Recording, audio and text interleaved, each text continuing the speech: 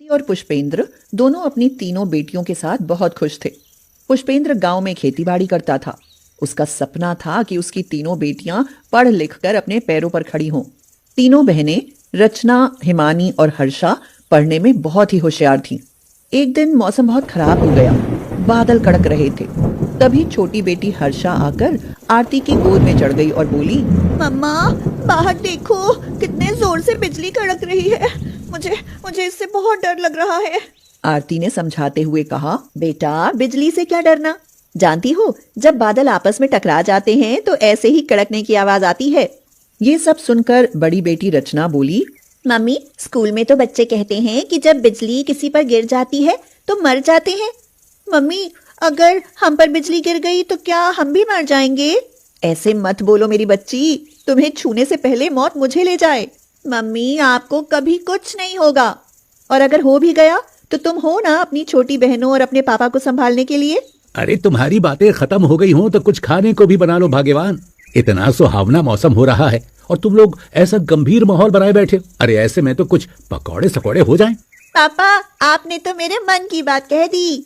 देखो मम्मी, पापा और हिमानी, इन दोनों को तो खाने के अलावा कुछ सूझता ही नहीं। दीदी, आप मत खाओ मगर हमें तो खाने दो। माँ, थोड़ी मटर की कचौड़ी भी बना लेना, फिर तो मजा ही आ जाएगा। बस अब तो गया हमारा पूरा दिन रसोई में। इस लड़की ने तो खाने के लिए नाक में दम कर रखा है, पेटू कहीं की। इस प्यारी सी नोकझोंक के साथ उनका जीवन अच्छे से बीत रहा था। एक दिन तीनों बहनें सुबह तैयार होकर स्कूल चली गईं। कुछ ही देर बाद तेज बारिश होने लगी। बारिश की वजह से पड़ोसी गांव की नहर में पानी खतरे के निशान से बहुत ऊपर चढ़ गया, जिसे दूसरे गांव में छोड़ दिया गया। इस वजह से उनके गांव में बाढ़ आ गई। मास्टर जी बोले, अरे बच्चों, जल्दी जल्दी स्कूल की चौथी मंजिल पर चले जाओ। गांव में बहुत तेजी से बाढ़ आ रही है, लगता है पूरा गांव ही बह जाएगा। रचना ने कहा, मास्टर जी, हमें जाने दो, हमारे घर पर भी तो बाढ़ आई होगी। अरे बच्चों, वो लोग बड़े हैं, अपनी रक्षा कर सकते हैं, लेकिन तुम खुद को इतने तेज पानी के बहाव से कैसे बचा पाओगे? रचना को लगा कि उसके माँ और पिताजी ने भी किसी तरह खुद को बचा लिया होगा, मगर उसे क्या पता था कि जो कल तलक अपने बच्चों के साथ बैठकर कहकहे लगा रहे थे, आज उन्हें मौत बाढ़ के रूप में आकर ले जाएगी। हिमानी ने पूछा, दीदी, क्या बाढ़ हमारे घर पर भी आई होगी? हाँ हिमानी, पता नहीं माँ और पिताजी किस हाल में होंगे। कई दिन बाद बाढ़ का पानी उतरा, मगर जब तक कई बच्चे अनाथ हो चुके थे, उनका सब कुछ खत्म हो चुका था। कहने के लिए कोई अपना नहीं बचा। उनमें से रचना, हिमानी और हर्षा भी थीं। 3 दिन बाद बाढ़ में मरे लोगों के शव बरामद हुए। अपने माँ बाप की ऐसी अवस्था देखकर वो तीनों बहनें बिलख बिलख कर रो पड़ी। खुद को अनाथ और बेसहारा होते देख उनके आंसू नहीं रुक रहे थे। कई दिन यूं ही रोते हुए गुजर गए। घर का पानी तो सूख चुका था, लेकिन घर में खाने पहनने को कुछ नहीं बचा और ना ही घर रहने लायक बचा। हिमानी बोली, दीदी, बहुत भूख लगी है। हिमानी, तुम्हें ऐसे हालातों में कैसे भूख लग सकती है? दीदी, पेटू हूं ना, इसलिए। आज माँ और पिताजी होते तो इतना बुरा समय नहीं देखना पड़ता। अनाथों की भी भला कोई जिंदगी है। खबरदार हिमानी, अगर खुद को अनाथ कहा तो मैं हूं ना तुम दोनों का ख्याल रखने के लिए। दीदी, मुझे भी बहुत भूख लगी है। रचना सोचने लगी कि उन्हें क्या खिलाए। रसोई बेहाल पड़ी थी, कुछ भी तो नहीं बचा था। रसोई के सारे डिब्बों में पानी भर चुका था। तभी एक डिब्बे पर रचना की नजर गई, जो कुछ ऊंचाई पर रखा हुआ था। रचना ने उसे उतार कर देखा तो उसमें गुड़ और चने रखे हुए थे। वो अभी सूखे थे, उसके ढक्कन से अंदर पानी नहीं गया। तीनों बहनों ने गुड़ चने खाकर अपनी भूख मिटाई। रचना ने सबसे पहले गैस चूल्हा बाहर धूप में सुखाने के लिए रख दिया और घर की साफ सफाई करके घर को रहने लायक बनाया। बाहर गैस चूल्हा रखा देख वहां से गुजर रहे एक बुजुर्ग दंपत्ति ने पूछा, बेटी, यहाँ कुछ खाने को मिलेगा क्या? नहीं अम्मा जी, ये तो। अच्छा, रहने दो। ये बताओ, किराए के लिए कोई कमरा खाली है क्या? दरअसल हम पड़ोसी गांव से हैं, बाढ़ में हमारा सब कुछ बह गया, बस हम सलामत हैं। कुछ सोचकर रचना बोली, अब मम्मी पापा तो रहे नहीं, हम तीनों बहनों के लिए एक ही कमरा काफी है। क्यों ना बाकी के 2 कमरे किराए पर दे दूं, इससे हमें पैसा भी मिल जाएगा और हमें अकेले में डर भी नहीं लगेगा। हाँ, ये ठीक रहेगा। हाँ अम्मा जी, 2 कमरे खाली हैं। दमयंती ने पूछा, किराया क्या है? घर में मम्मी पापा नहीं है क्या?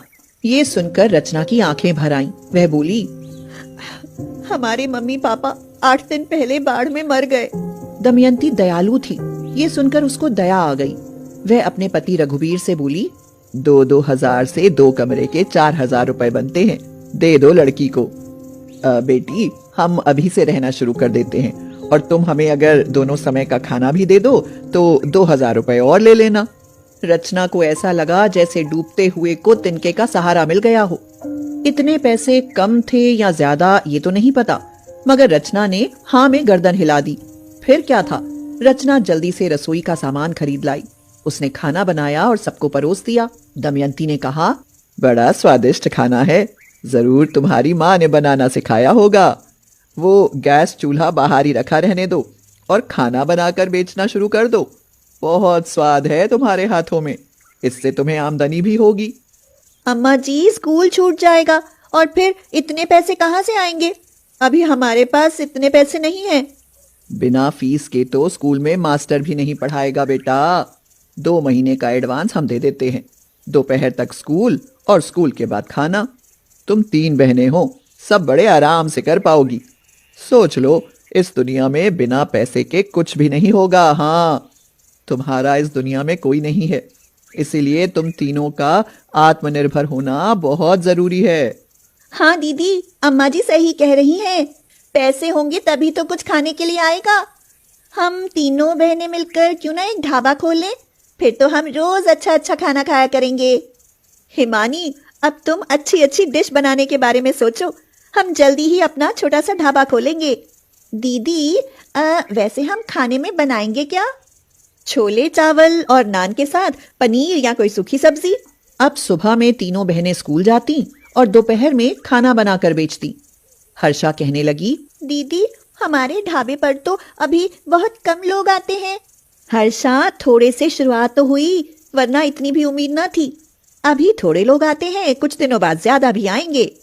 हाँ हाँ, जरूर आएंगे, बस खुद को अनाथ समझकर कभी हिम्मत मत हारना बच्चों।